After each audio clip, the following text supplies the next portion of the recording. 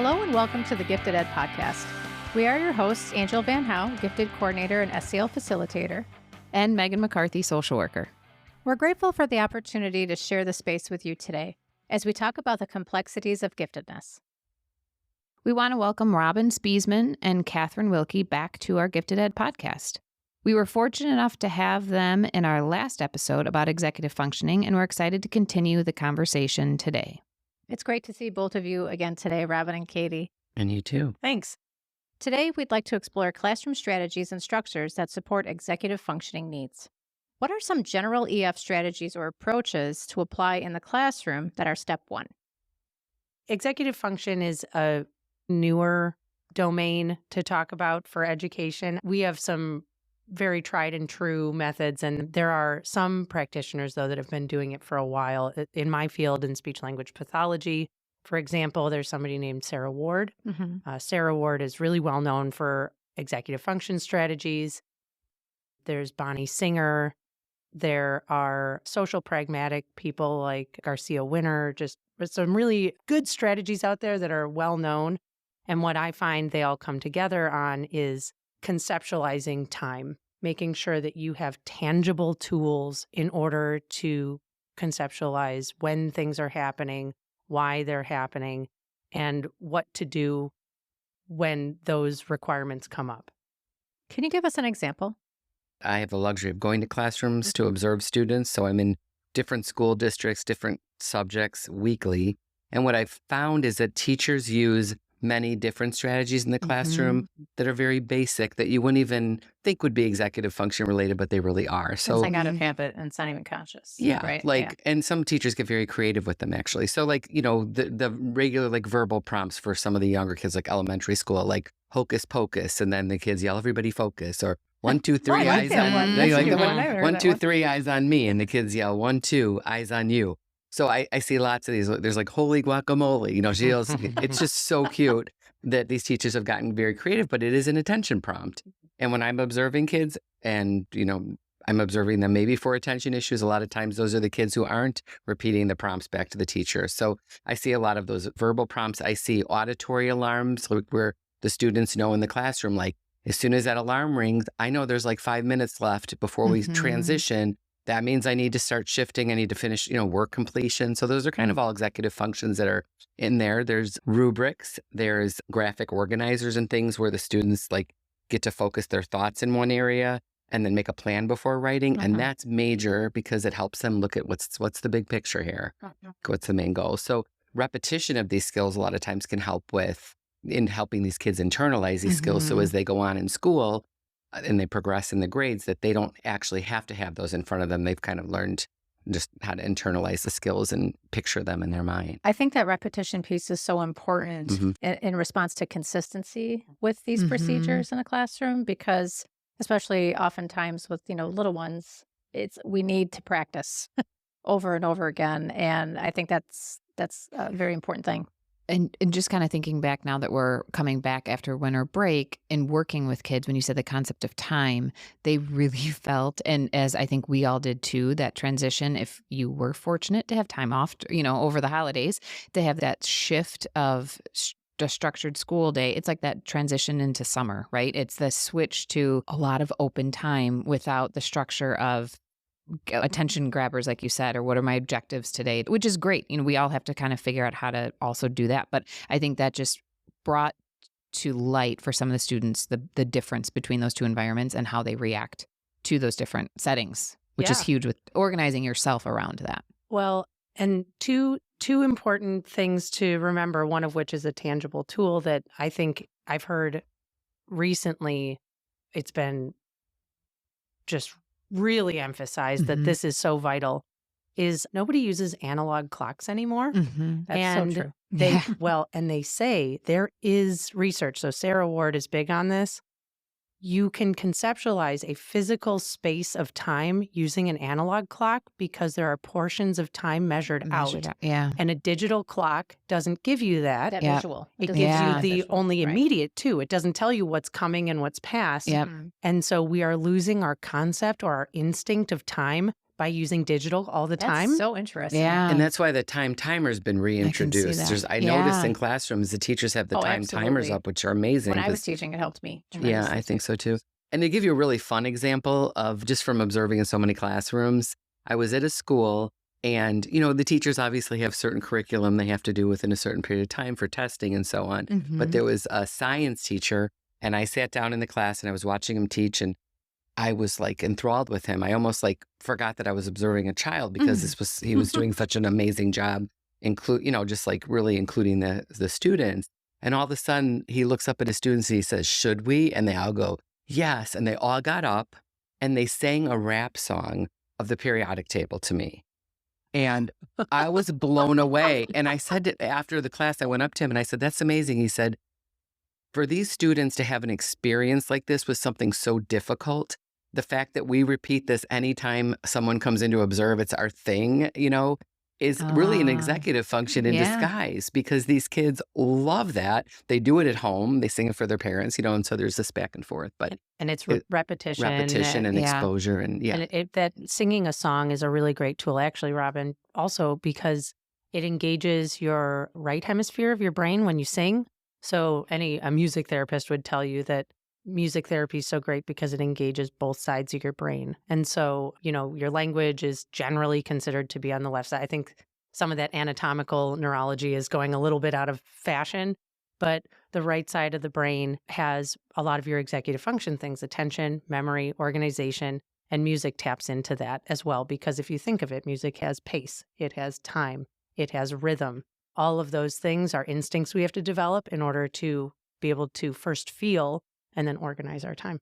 And that experience and the memory, the different types of, the experiential memory and the constant like exposure and the emotional memory, knowing that this periodic table, which can be very detrimental for children to learn, it became like a fun experience. So it was, it's just a great way to do things a little bit differently, I think. I just wanted to extend this question a little bit more, especially like for new teachers, right? If you think about it, is there a class that you take within your education that is like, how do you structure your EF in your own classroom? I can't say I had it when I was back in the day when I was going to, to school, to the university, but is there some sort of inventory kind of checklist that teachers can utilize to kind of cover, what are my procedures and plans for organization or for classroom setup? Or because I just feel like, again, EF is so huge and there's so much that teachers do, especially at the elementary level in terms of teaching all of the subjects.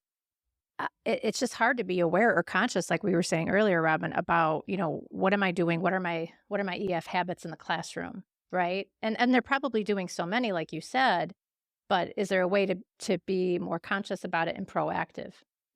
Well, okay. So in my field, so I'm not a teacher, I'm a therapist. I was educated at Rush Medical Center. And in my master's level training at a hospital, part of the reason that I've gotten into sort of this executive function specialty is that I realized as a clinician, there are certain scientific procedures that I'm supposed to follow in order to ensure that I'm making objective progress.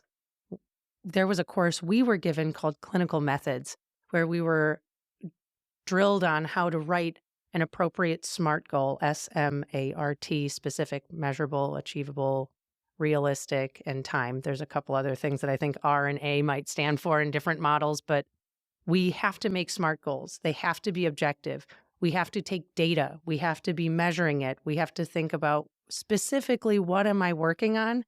And I don't think it's wrong to say that teachers are also scientists. We are all of us neurological therapists. We are growing the brain of a child who doesn't have a skill or knowledge, and we are teaching them how to obtain the skill and knowledge. It's the same when you're rehabilitating somebody or when you're teaching somebody from a typical development or an atypical development. It doesn't matter. If you're learning something or teaching something, that's brain science. So I would encourage teachers to think of themselves as scientists. How do you make things objective? Why are you doing what you do? Is this focused? Are there you learn in the science fair, right, that you have to focus on one variable. How often are teachers who are tasked with numerous variables in a day-to-day way? Yeah. Right. How do you filter that out? It's Well, overwhelming. Yeah. So single task. Choose one thing, look at it for that day and go, is that working? Yeah, I think that's pretty good. If you can filter out all the variables and focus on one at a time, I think teachers are already equipped to be the brain scientists. Thank you for that. And I also think, like, I mean, we're older, so when we went through school and grad school, nobody was even talking about executive functioning. I luckily got training, and I think you did too, Katie, because I was in brain injury for 11 years, and so I was doing cognitive retraining, which is very similar to executive function coaching, but you're not retraining, you're training. But I had really never had any classes on executive function coaching, and luckily work with Dr. Roger Stefani, who in the early, like around 2000 or so, he's like, we really need to get into doing executive function evaluations. This is becoming really big right now, and let's, so we started focusing on that. So I started real early in the 2000s doing this coaching. But now that I work with a lot of like grad students in psychology programs, they already all know what the inventories are that are executive function related. They've learned so much about this that I think that it is becoming bigger, and that teachers are going to have this information before they start teaching. And there are some questionnaires. If you look up some of the people that I mentioned before, there are lots of tools out there. Teachers Pay Teachers, the cognitive, Anyway, Sarah Ward's company. It'll come to you. Yeah. They all have an inventory, but the truth is, as we've learned talking to teachers, every class is different. Every group of kids is different. Every subject is different. So it does kind of have to be tailored, but I think that could be a good thing. Teachers get to choose the variable they focus on, choose that piece, and then you reach out to people like me or Robin or any of these other professionals to guide you if needed. Hopefully your administrators can go and get some of that training or provide it in those Professional development. Yes, thank you. Yes. Right, no problem. I like that idea. Just picking one variable, right? And just focus on that. What's working about it, what's not working about it. Because teachers know typically what they need in their classroom, what's working, what's not working. And then just prioritize, but just picking one part. And I think that what we were talking about, these strategies you were asking us about earlier that are used in the classroom, those are kind of like the tier 1 strategies where you're doing it in the whole classroom setting. And I know I think you wanted to talk more about some of the other tiers as well. To my next question, Robin. Okay. Look at me, I'm using executive functions to predict what you're going to ask me next. I love it. So let's get to that. So after applying tier level 1 that supports classroom structures and procedures, how can teachers address tier 2, small groups, and tier 3, individual students who struggle with EF? Long story short, in my training as the RTI or MTSS multi-tiered support system that is through IDEA, through the Individuals with Disability Education Act, tier 3 is specialist driven. So it's usually one-on-one or small group, and it's supposed to be specifically goal-oriented, all the things I talked about clinically. I also, just to bring it to the gifted population, very often you'll see tier 2 be provided to gifted children by putting them in a small group or accelerating them to the grade ahead. That's a tier 2 intervention. It puts them into a separate group that's not guided by some special document or any law. It's just the instinct that teachers have of this kid needs something more advanced, or they've advanced faster than I can keep up with. Let's go ahead and accelerate them. That is one version of a tier 2 that you can provide, which is putting a child into a group that is at their own pace. And it's a small group of similar performing students. Does that sound right to you, Robin? Yeah, I kind of was thinking of an example of like the assignment notebook, which I know is going to be obsolete soon. No. And I've been reading all these studies about handwriting and how much more effective it is in students learning and remembering information when they write.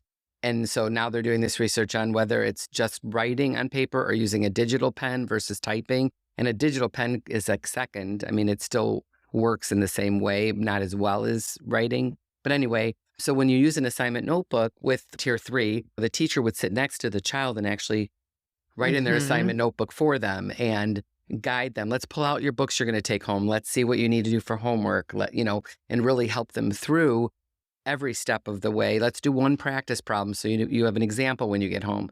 Where tier 2 is more like maybe in a small group, the teacher would say, okay, I'm going to tell you what I want you to do for homework. I want you to write it down. And then let's check and see if you got everything down. So you're kind of teaching them a skill in a smaller group. And then tier 1 might be more where, the kids know the assignments are written on the board. Write them in your assignment notebook. Yeah. You don't really need any help with that. But I think in the bigger picture that these kids need to know why they're using the assignment notebook, have a list of everything that the student needs to do, go over the list, but even taking it further and saying like, here's a list of 1 through 4. Does it matter what order you do these things in? Why am I writing this list on the board? Like, and that kind of thing, and making it more of an executive function task to learn like, well, you want to use your assignment notebook because what happens when you get home and you don't know what your homework is, and talk about the ripple effect of how that ends up in the big picture affecting your grades. So. And I like that example. So previously when I worked in the public school and back then it was RTI model, and then turned out really looking at things from that, triangle lens of what's the tier 1, tier 2, tier 3. And then I really like that approach in creating tiers for any system, right? So if you're just looking within your classroom, what is the vast majority, 80%, right? Who's responding to that? And then who's not responding to it? And that ideally is the smaller portions of the students left over. If not, then we give more support to the whole class.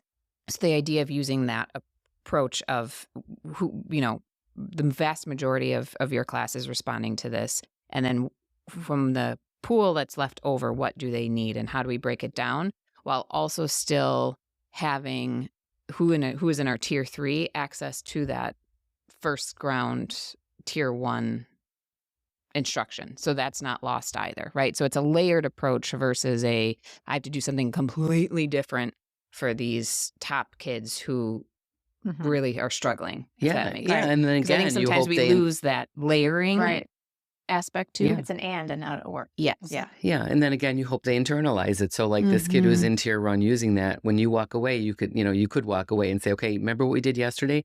Why don't you try to do that and I'll come right back and check and see if it's done. So you're hopefully moving them toward tier 1 in some extent. Yeah. Do you know what? So I think in my little description bio, it talks about that I do top down and bottom up. This is really important to me when you say the and not the or. Yeah. So top down and bottom up, briefly what that means. Bottom up means that you're building something, and top down is that you're starting at the sort of complex level and simplifying, right? So when you do a bottom-up therapy approach, you are building neurons. You are trying to engage progress and growth neurologically or in a skill level. Top-down is compensatory strategies. And what you want to do is assist somebody who can't. And you should do both when you're working on a skill. So let's say, a student can't focus. The big one, right? Nobody, because I would also say that probably many teachers that are listening would say, well, what if my whole class is tier 3? Now what? Right. Yep. So you have a kid who can't focus. Well, you need to give them the prompts and cues. And in a therapy way, we always start with minimal cues. If you give a very small cue, do they respond? No. Increase the severity, not severity, but the intensity. Give them a moderate cue. If it's really not working, maybe what they need is something tangible on their desk, appear next to them to go, hey, Brian, tune in, right? Or maybe you need to do a big clapping routine or something that's musical, rhythmic, that taps in. And those are all top down. And then what ideally is happening somewhere, maybe a combo of home and school, or if they have pull-out services somewhere, to say, what is focusing? What's going on? Because I'll tell you, those students that struggle, they know they struggle. They're terrified of the time when they tune out. They feel bad. They're told that they're bad, not intentionally, but, you weren't paying attention and now you're behind. Now, to answer this question, and they have an embarrassing moment where they're confronted. Well, what are we doing to say, what do we use? I use my inside voice to help pay attention. I talk to myself, or sometimes I write notes. If you guys could see this paper in front of me right now, it's filled with literally nonsense because I'm just writing things to give myself an anchor. Right. So I don't forget it was said. It might be irrelevant.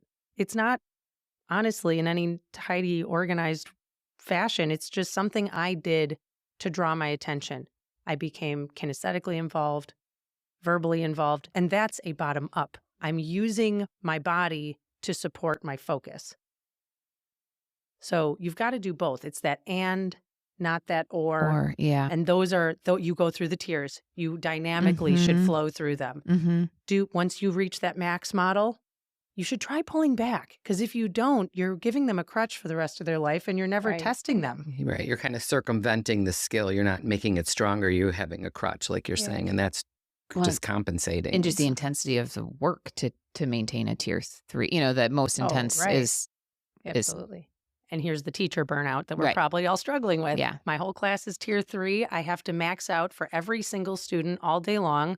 What happened to just teaching my subject? Yeah. Well, let's solve the base issue while reducing those compensatory, which we can get into this another moment, but kids need to fail.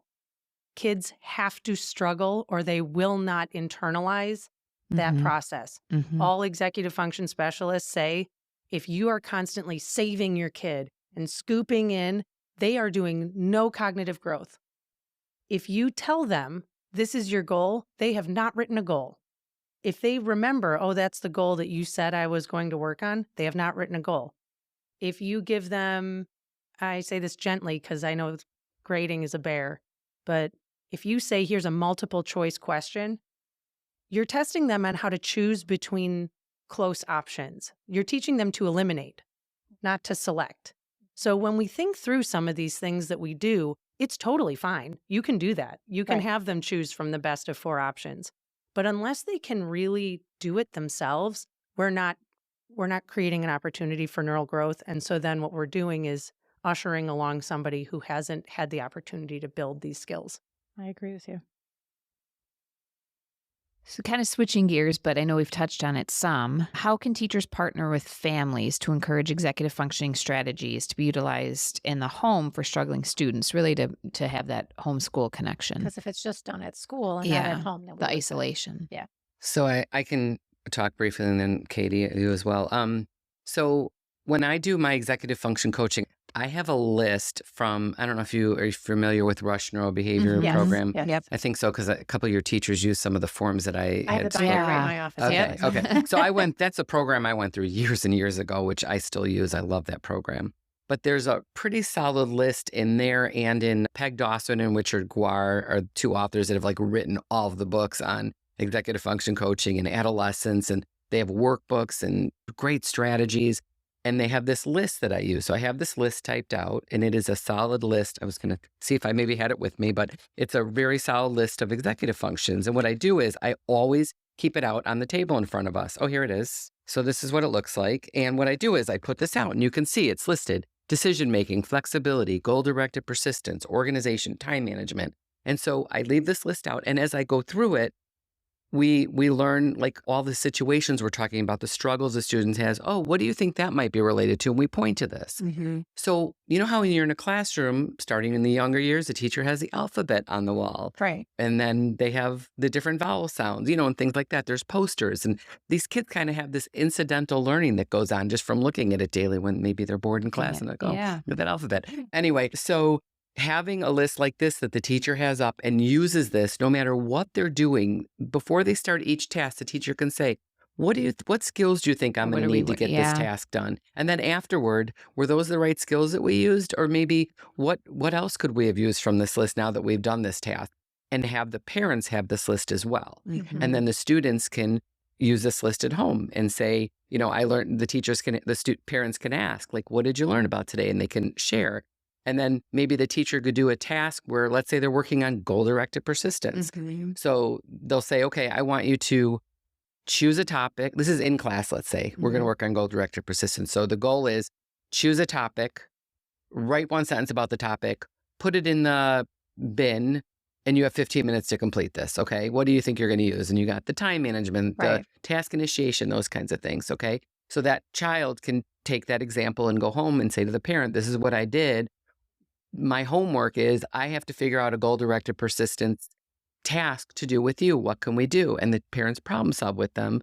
And in that one the first podcast we did, how I mentioned doing laundry, which I always use because it's such an important skill for parents. And then to start early so the kids who go to college can use this to make it easier for themselves to have just a really great internalized skill that they need, unless they, I have kids who tell me I don't have any clothes left because I don't know how to do my laundry. But so have them write it. What do you think are the steps to getting this laundry done? See if the child can write the steps, so that prediction part. And then what happens if I don't get it from the washer to the dryer, and so on. So you're kind of working on this task that's real, experiential, and something that they can use for the rest of their life. So, and that helps you with the home to school and school to home. That makes sense. Yeah. So using the same language at home and at school, it's big. So if we can use those same terms, they might sound advanced.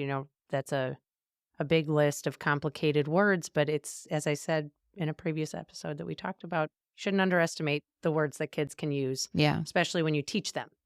I would say, first of all, not to beat the issue, have an analog clock at home, point it out, have the kids read the time. There is a really big opportunity for increasing repetitions of what they learned at school by having those conversations.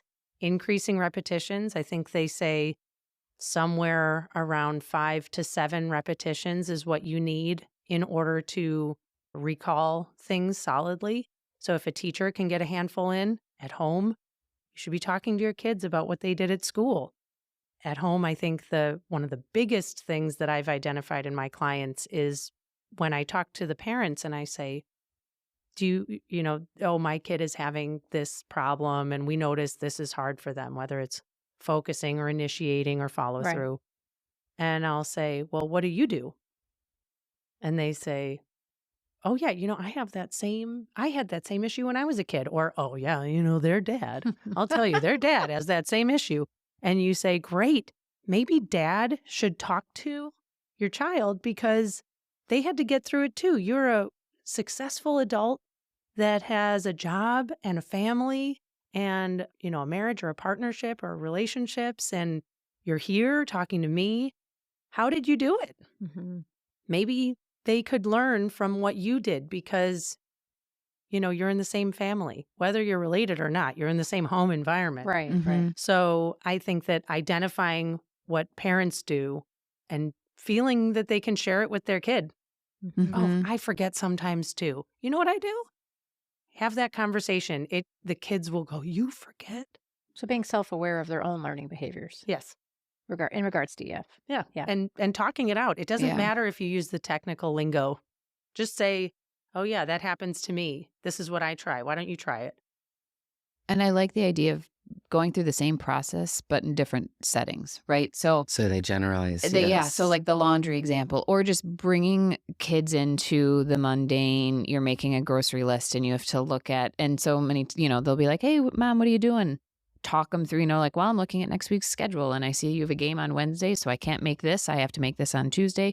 Not expecting them to do anything, but I think just exposing them to the processes and the thinking and the patterns of we have to undo your snow pants on Monday to dry them out so you can wear them to school on Tuesday because they're sopping wet from the fun we just had, kind of talking through and exposing them to all the things you're modeling that you self-talk. Go through, right? You're modeling instead internal, of just doing it. Yes. And I think, and I could be wrong, I speak for myself, but generationally speaking, I never received that exposure growing up. And like you said, EF wasn't even offered, within your education earlier on. Yeah. So I just think it's a different habit for parents now. And I have some of my favorite kids who come to see me. Sometimes I do small groups now with 2 to 4 kids. When they know, they'll say to me, where's the list? If I don't have it on my table. Yeah. And when they leave, or in the middle of a task, they'll yell out, did you see that? I just inhibited. Well, tell me what that means. Well, I stopped and thought about it. And I didn't just stop and think, I made a good choice before I acted. Yeah. Or they'll yell did you see that? I just used my working memory. You told me 3 things and I remembered all of them in order. So it's they're using these, they're generalizing them. The parents tell me that they bring them up at home. So that's also, again, helping the parents, with this. Sometimes, and having these out helps with the language that the parents can use and that the teachers can use regarding executive functioning. So I'll have a parent who will send a note to school and say, I don't understand why, but Tommy can't get started on his math. And the teacher's like, Tommy never struggles getting started on his math in school. So then they have this conversation where the child actually can have this conversation. Well, what is going on?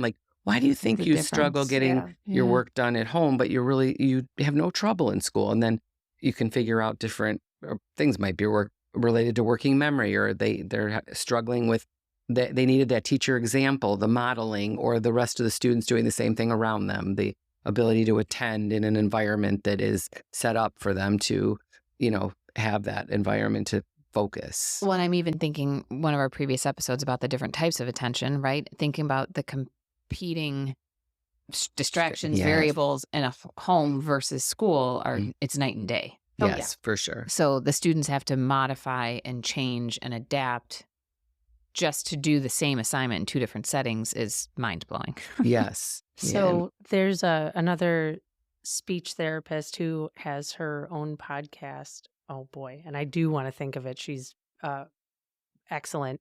I took a course from her recently, and she said, if you are not practicing your executive function in a noisy, distracting, exciting environment, can they really engage their executive functions when they need it? Mm-hmm.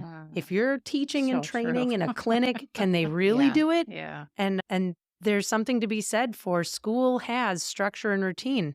As teachers do it naturally. They don't realize it all the time. It's Mhm. subconscious because you are the scientist that's trained to produce learning. You've set up a lab. Yeah. And so, yeah, exactly. It's a lab. It's a clinic. Mhm. And you're doing these things. And then at home, it's the wild. Mhm. And so we have structure and routine. And at home, they should build structure and routine as much as they can. Look, I don't expect enormous, labs to be built at home for Mhm. homework. But having a regular routine space where they do their homework, huge. Yeah. Have the same table, have the same desk, put the books in the same place, have them get a drink of water. If you get them automated in that way, it'll be so much better for them. And then there is something that might come into play called conditional learning. It's great. You can do your math at school in this environment with these people, as Robin said, with the environmental cues that come with the classroom of your peers and the posters on the wall. And then at home, I can tell you kids who have neurodiversity that has rigidity or lack of flexibility, whatever that is, they'll go, I'll say, so today we're going to sing a song. And they'll go, nope, I don't sing here. No. And I'll go, what? What do you mean I don't sing here? I sing in music class. I sing in church. Yep. I say, I'm not, this is not. And No I'll singing go, zone. Yeah. Okay. I'll go, can we try it? But as soon as you do something once, they learn, oh, okay, it's okay for It me to can do this happen. here. Yeah. They have to learn that they do homework at home. I maybe you guys can speak more to this, but I don't think homework's assigned as much as it used to be. I think there's been a decrease in that procedure. Maybe not here, but it's the sort of thing where, I don't know, when I was in high school, I broke 2 backpacks because of the amount of textbooks I had to carry home. I had things to build. We were required to do a science fair when I was in 7th grade, and there's a lot more options. So there's not the routine of homework established as early as maybe it was for me. I'm not saying that's a good thing necessarily. I'm just saying I know wonder. there's research both ways, right? Is it? Of what is homework and how should it be used and how much homework based on age. I think it probably just depends on the school and what the culture of that school is. And the population of the students, I'm sure. Yeah. I'm sure. Yeah. Or who's in charge of curriculum that year at Yeah. whatever school it is, I think probably plays a lot because I think there is data and research and you can see the benefit of both, right? And Yeah. I think it really depends on the child too, but and sometimes how painful it is to get through the school day. Yeah. Too, and what they need after school. But thinking through the whole school system, so then the last layer of how can administration help support executive functioning school-wide? What thoughts are there on that? I That's a mean, biggie, I know. It is, Yeah. yeah. I think giving teachers choice, being able to choose their lessons so that it makes sense to them. If a teacher is grounded in their own executive function of why they're doing the things they're doing, how much easier will it be to impart to the students? So within reason, there are requirements to be met. There are boxes to check on whether you pass 5th grade or not. But if a teacher can choose to do creative projects or not have as much of a tight checklist, as much as administration can support that, I think that's always beneficial. what did you call it? I say continuing ed. What's it called? Professional development. Professional development. Bring us in. Bring in the professionals to train. I know all the people that I've mentioned here, I'm sure all the people Robin has mentioned, have provided professional development to teachers, to CEOs, to businesses. It's not just a school thing. People get trained, and you don't have to just train the kids. Right. When I went through the Rush neurobehavior program, and I know they still have it because I looked it up again to see, because I thought I might want to refresh. They have one for teachers where the teachers come in, and that's the one I did. And it was really helpful because you get to, it's like it was 2 full days. You got to practice, okay, you be the teacher, I'll be the student. So you actually get to practice these different procedures. I think last time I brought up like CUCC, the circle and underline directions. So you circle what you're going to do, underline what you're going to do to it, count the steps, and you kind of learn this procedure, which is great because then you can send that sheet home with the students and again, have them learn it in school and then take it home and they can practice at home with the parents. Makes it easier for the parents too, because then the kid learns how to follow their own directions, right? So we got to practice all those skills. There was also one for students during the holidays where they could come for a half a day and learn some of the skills. And so, and I think there was even some for other professionals like psychologists and so on. And then you can bring back, like you said, the binder. Got everything in there. It's got the directions on what to use. It equates it to every single one of these executive functions on this list so that you can have a conversation about what skills it's going to endorse. And then through practice, these kids learn these skills. And I think there's an elementary book and a middle school book and a high school book. So you kind of increase the demands of executive functioning as you go through it. My high school where my kids went had a literacy tutoring center where there were academic advisors or advocates in this room that were available for any students who were struggling. And they were allowed to actually leave their classroom and go get help if they felt like they were struggling. And they also had a student service department running executive function groups that were open as well. And I found that really helpful. Well, and to add on, I think having somebody who specializes in the executive function and getting those trainings, wouldn't that be nice? If admin could arrange for something like that. I know many schools have an executive function program that's integrated into a study hall or a tutoring center or something. The thing that ends up happening in those centers, in my experience, is just checking an assignment book. And it's just checking down. It's not teaching those bottom-up skills. If we could integrate that somehow, I think just alleviating the pressure off of teachers. I think giving them tools and not requiring as much would go a long way, but that's a huge ask. That's a wild thing to say that's general and doesn't consider the economics of running a school and government. Yeah. So, but I mean, also they should put analog clocks back in the classroom. Oh, we have them here. Even asking the teachers, like sending them, some kind of a questionnaire and saying like, what do you think? Are there any executive function issues that, you feel are really consistent in your classroom? And what would help you and then maybe offer, like you said, professional development or, any kind of like these kind of centers in the school where the teachers know, like if the child's struggling a little bit, I don't have to try to take myself away from my other students during class. I can send the student to this area so that they can get help. And then having it done within the school, that person should know how the school system works so they can help them negotiate, like even all these platforms like we were talking about earlier. There's all these platforms that the students have to negotiate to find their homework and find their grades. And it's a struggle for them and their parents at times. So they can get it in there. A thing that I've recently read about, and it's actually probably a little more functional than just saying ask less and do more, is it's like peer-to-peer coaching, but for teachers. And essentially what the program does is it has teachers on a whatever period they can afford to give. You will have those meetings of like the English department meets once a week at this time during our prep or whatever it is. But you actually bring a case study to another teacher. And this is the interesting part. You video record it. And then you go back and watch your own conversation with this person. And it gives this deeper development of how to think through your process. So a teacher is asking another teacher for advice, but then they look back on their own request to essentially give themselves advice. I can look into that and maybe give you guys some more specifics, but that was something that I took a continuing ed course on myself. Very interesting. Yeah. How teachers can just help each other by having a human-to-human interaction about it instead of having it be all on paper, on Power School, on whatever system they use in a dry way. And I feel like the ideas we just discussed are kind of span, right? The whole spectrum of level of support, I guess, maybe, or level of change.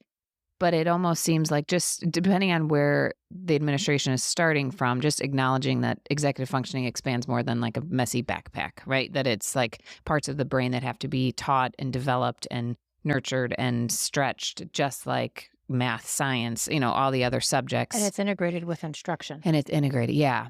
Mm-hmm. And knowing when to take that moment. I think this might have come up in the first podcast. We were talking about muscle memory at the time, though, I think.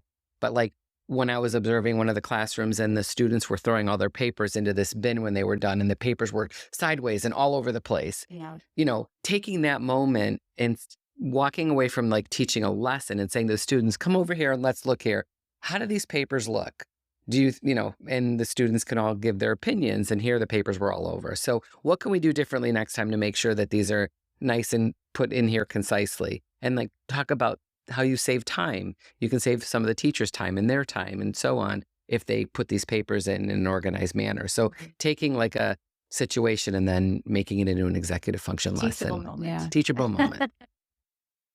Well, on that note, we just wanted to say thank you so much. And we're so grateful for the time that we've been able to spend over these last few days recording these episodes. I know that I will definitely be going back and re-listening over and over to hear different pieces that I've missed while listening here.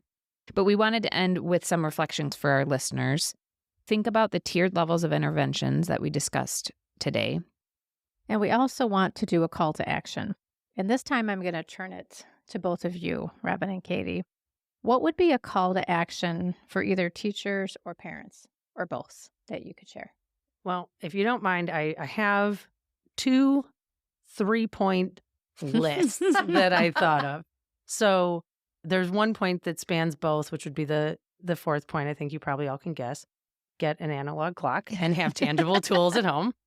For the school, for teachers, I think it's really important to have the students do the work themselves and back off the cues to single task, focus on one variable at a time, and group similar students, and then give them those tier 2 and tier 3 interventions that way.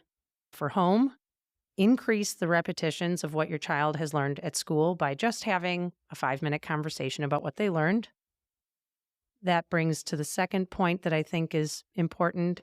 You give them the opportunity to give you an expressive teach back. You actually have them do it. It's not a choice. It's not picking something out of a bunch. They show you the words that they have to do it.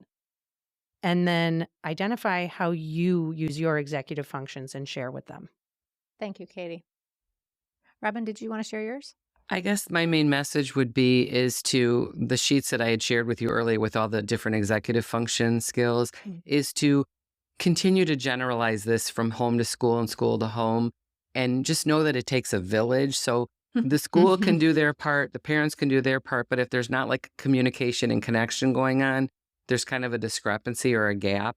Right. So keeping like an open communication between home and school would be helpful, and taking any kind of teaching moment you have where you're in the middle of something and really use it and have the parents do the same thing. So the kids can learn that metacognition, how to think for themselves and think about thinking. Thank you.